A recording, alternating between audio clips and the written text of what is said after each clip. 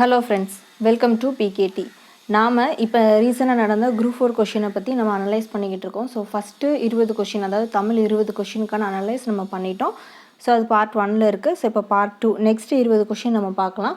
So first question என்ன அப்படின்னா, தாதா சாஹேப் பால்கே விருது முதலில் தொடங்கப்பட்ட ஆண்டு எதுன்னு கேட்டிருக்காங்க. ஸோ அதுக்கு 1969, சரிங்களா? ஸோ இது சினிமா துறையில் இந்தியாவின் மிக உயரிய விருது அப்படின்னு சொல்லப்படுது. ஸோ இது ஃபஸ்ட்டு யார் வாங்கினாங்க அப்படின்னா, தேவிகா ராணி, அதாவது ஹிந்தி மொழியில் நடித்ததுக்காக வாங்கியிருப்பாங்க. ஸோ 1996 சிவாஜி கணேசன் தமிழ் லாங்குவேஜுக்காக வாங்கியிருப்பாங்க. நெக்ஸ்ட்டு நாடகக்கலையை மீட்டெடுப்பதை தமது குறிக்கோள் என்றவர் நான் முத்துச்சாமி, அதாவது கூத்துப்பட்டறை நான் முத்துச்சாமி அப்படின்னு சொல்லுவோம். 10th புக்கில் கூட அவரை பற்றி இருக்குது. ஸோ நெக்ஸ்ட்டு உலகின் பல்வேறு பகுதிகளில் நடக்கும் நிகழ்வுகளை படமாக காட்டுவதன் பெயர் செய்திப்படம், சரிங்களா? ஸோ உலக செய்திகள் அப்படின்லாம் வரும் இல்லையா? ஸோ அந்த இது தமிழ் மொழியில் நவீன கதை இலக்கியத்தினை தொடக்கத்திலேயே செழுமைப்படுத்தியவர் புதுமை பித்தன்.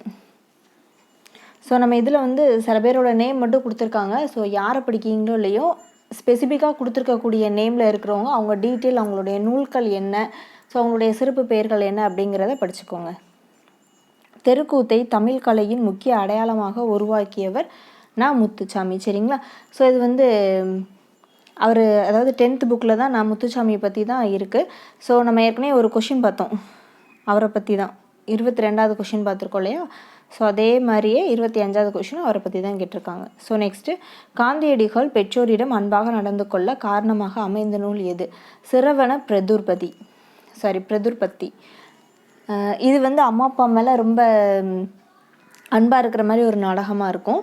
ஸோ அதே மாதிரி அவர் பொய் சொல்லக்கூடாது அப்படின்னு சொல்லி நினச்சது ஹரிச்சந்திர நாடகம், சரிங்களா? ஸோ இது பழைய புக்கில் இருக்கக்கூடியது. நெக்ஸ்ட்டு, குந்தி தின்றால் குன்றும் கரையும் என்னும் பழமொழி உணர்த்தும் பொருள் உழைக்காதவன் செல்வம் அழியும் அப்படிங்கிறது. ஸோ கரையும் அப்படின்னு இருக்கு இல்லையா லாஸ்ட்டு? ஸோ இது உங்களுக்கு தெரியாட்டி கூட கரையும் அப்படிங்கிறது, ஸோ கரைஞ்சிக்கிட்டே போனால் என்னாகும், அழியும் அப்படிங்கிறது நம்ம ஓரளவுக்கு கெஸ் பண்ணி எடுத்துருக்கலாம். நெக்ஸ்ட்டு, அகரவரிசைப்படி. ஸோ அகரவரிசை அப்படின்னு சொல்லும்போது உயிரெழுத்துக்கள் மெய்யெழுத்துக்கள் ரெண்டுமே கலந்து, உயிரெழுத்துக்கள் மெய்யெழுத்துக்கள் உயிர்மெய் எழுத்துக்கள் 3மே கலந்து தான் கொடுப்பாங்க. ஸோ ஃபஸ்ட்டு நமக்கு மெய்யெழுத்து ஆரம்பிக்காது இல்லையா? ஸோ உயிரெழுத்து உயிர்மெய் எழுத்து தான் வரும். ஸோ ஃபஸ்ட்டு நீங்கள் லைனில் உயிரெழுத்து உள்ளதை ஆர்ட்ரு பண்ணிவிட்டு, ஸோ அதுக்கப்புறம் உயிர்மெய் எழுத்துக்களை ஆர்ட்ரு பண்ணுங்கள். நெக்ஸ்ட்டு, பிற வினை சொற்களை கண்டறிக. ஸோ பிற வினை சொற்கள்னால் இன்னொருத்தவங்க செய்யலை நான் செய்ய வச்சேன் அப்படிங்கிறதான் பிறவினை, சரிங்களா? அதாவது ஒரு வினையை நான் செய்கிறேன். பந்தை உருட்டினேன் அப்படின்னா நான் உருட்டினேன், சரிங்களா? பந்தை உருட்ட வைத்தேன் அப்படின்னா அவனை உருட்ட சொன்னேன் அப்படின்னு அர்த்தம். ஸோ இதுதான் தன்வினைக்கும் பிறவினைக்கும் இருக்கக்கூடிய டிஃப்ரென்ஸ்.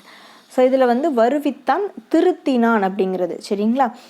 ஸோ வருவித்தான் அப்படின்னா அவன் வர வச்சான் அப்படின்னு அர்த்தம். திருத்தினான் அப்படின்னா ஒருத்தர் திருத்த செஞ்சான் அப்படின்னு அர்த்தம், ஓகேவா? ஸோ பின்வரும் தொடரை கண்டறிக. பூங்குழலி யாழ் மீட்டினாள். ஸோ இது என்ன தொடர்னு கேட்டிருக்காங்க. ஸோ எக்ஸாம்பிளுக்கு ஃபஸ்ட்டு ஆப்ஷன் பாருங்கள், எதிர்மறை தொடர். எதிர்மறை தொடர் அப்படின்னா வந்திலல், போயிலல் அப்படிங்கிற மாதிரி வரும். ஸோ அந்த மாதிரி எதுவுமே வரல. ஸோ அதனால் இது எதிர்மறை தொடர் கிடையாது. ஸோ நெக்ஸ்ட்டு, செய்யப்பட்டு வினை தொடர் அப்படின்னா பட்டது இல்லைன்னா ஆள் அப்படிங்கிற வார்த்தை வந்திருக்கும். ஸோ அப்படிங்கிறதுனால இது செய்யப்பட்டு வினை தொடர் கிடையாது. விளைவு தொடர் அப்படின்னா ஒரு ஆச்சரியத்தோடு பார்க்குறது, ஏதோ ஒரு நிகழ்ச்சி நடக்கிற அதை குறிப்பிட்டு சொல்கிற மாதிரி. ஸோ இதெல்லாம் கிடையாது, சரிங்களா? அவள் இசை அமைச்சா அப்படிங்கிறது, மீட்டினால் யாழை அவள் என்ன பண்ணா, இசை அமைச்சிருக்கா அப்படிங்கிறது தான் மீனிங், சரிங்களா? ஸோ இது செய்வினை தொடர். உங்களுக்கு பூங்குழலி யாழ் மீட்டினால், அவள் தான் அந்த வினை என்ன பண்ணுறா, செய்கிறா, சரிங்களா? ஸோ இது செய்வினை தொடர். விடைக்கேற்ற வினா அமைத்தல். ஸோ ஒன்றுமே கிடையாது. ஸோ இந்த கொடுத்துருக்க லைனை படிச்சிருங்க ஃபஸ்ட், சரிங்களா? வணிக அறிவியல் முதலீட்டை பெருக்குவதற்காக பொருட்களை கண்டுபிடிக்கிறது, சரிங்களா? ஸோ இதுக்கு ஆப்டாக கீழே இருக்கிற கொஷினை ஒரு கொஷினை வாசிச்சுட்டு அந்த இதை சொல்லி பாருங்கள். ஸோ எது ஆப்டாக இருக்குது அப்படிங்கிறது உங்களுக்கு தெரியும். ஸோ இதுக்கு ஆன்சர் எத்தகைய முதலீட்டை பெருக்குவதற்காக பொருட்களை கண்டுபிடிக்கிறது. நெக்ஸ்ட்டு, கீழ்காணும் சொல் வழக்கினை வரிசைப்படுத்துக அப்படின்னு சொல்லியிருக்காங்க. ஸோ நாகரிகம் கருதி மறைமுகமாக குறிப்பிடுதல் இடக்கரடக்கல், சரிங்களா? ஸோ ஏதோ ஒரு சொல்ல நம்ம அது வெளிப்படையாக சொல்ல முடியாது. ஸோ அதனால் நாகரிகம் கருதி அதை என்ன பண்ணுவோம்னா வேறு ஒரு சொற்களால் நம்ம குறிப்பிட்டு சொல்லுவோம். நெக்ஸ்ட்டு, மங்களமான சொற்களை மாற்றி மங்களம் இல்லா சொற்களால் குறிப்பிடுதல் மங்களம். ஸோ இதை அப்படியே மாற்றி கொடுத்துருக்காங்க. மங்களம் இல்லாத சொற்களை மங்களமான சொற்களால் குறிப்பிடுறது தான் மங்களம், சரி, ஓகேவா? ஸோ நெக்ஸ்ட்டு, ஒரு சொல்லுக்கு மாற்றாக வேறு சொல்லை பயன்படுத்தும் முறையே இடக்கரடக்கல் மங்களம் அப்படின்னு சொல்லியிருக்காங்க. ரெண்டுமே கரெக்டு தான். ஸோ இதில் வந்து 1 தவறு 2 தவறு, சரி 1 சரி 2 தவறு 3 சரி. வெண்பாவிற்கு உரிய ஓசை செப்பல் ஓசை. இது ஏற்கனவே ஒரு கொஷின் கேட்டிருந்தாங்க. அதாவது துள்ளல் தூங்கல்ங்கிறதுக்கு பதிலாக ஓங்கல் அப்படின்னு சொல்லி கேட்டிருந்தாங்க இல்லையா? ஸோ அந்த கொஷினே மாதிரி தான். ஸோ இது வந்து வெண்பாக்குரிய ஓசை செப்பல் ஓசை. நெக்ஸ்ட்டு பொருத்தமான பொருட்களை தேர்வு செய்தல். அதாவது இந்த சைடு நூல்கள் பேர் கொடுத்துருக்காங்க, இந்த சைடு அதை எழுதினவங்க பேர் கொடுத்துருக்காங்க. ஸோ முல்லைப்பாட்டு யார் எழுதியிருப்பாங்க அப்படின்னா நட்பூதனார் வந்து எழுதியிருப்பார். ஸோ 10th புக்கில் இருக்கும் இல்லையா? நம்ம ஃபஸ்ட்டு ஒரு கொஷின் பார்த்தோமா, நனந்தலை உலகம் அப்படின்னு சொல்லிட்டு அதே கொஸ்டின் இந்த முல்லைப்பாட்டு அப்படிங்கிற இடத்துல தான் வரும். ஸோ முல்லைப்பாட்டு நப்பூதனார், காசி காண்டம் அதிவீர ராமபாண்டியன், சிலப்பதிகாரம் இளங்கோவடிகள், காலக்கணிதம் கண்ணதாசன். சரிங்களா? ஸோ நெக்ஸ்ட்டு பதினெண் என்றால் என்ன அப்படிங்கிறது. ஸோ ரொம்ப ஈஸியான கொஷின். இப்போது 18 நம்ம ஆல்ரெடி படிப்போம்ல, 11 கீழ்கணக்கு நூல் 11 கீழ்கணக்கு நூல் அப்படிங்கிறது. ஸோ அதில் எத்தனை இருக்கும்? 18 இருக்கும்.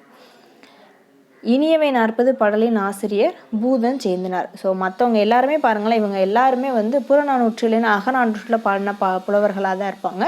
ஸோ இனியவை 40 வந்து பூதன் சேந்தனார். சரிங்களா? இந்த இனிதேன்னு சொல்லி முடியலே அந்த நூல்.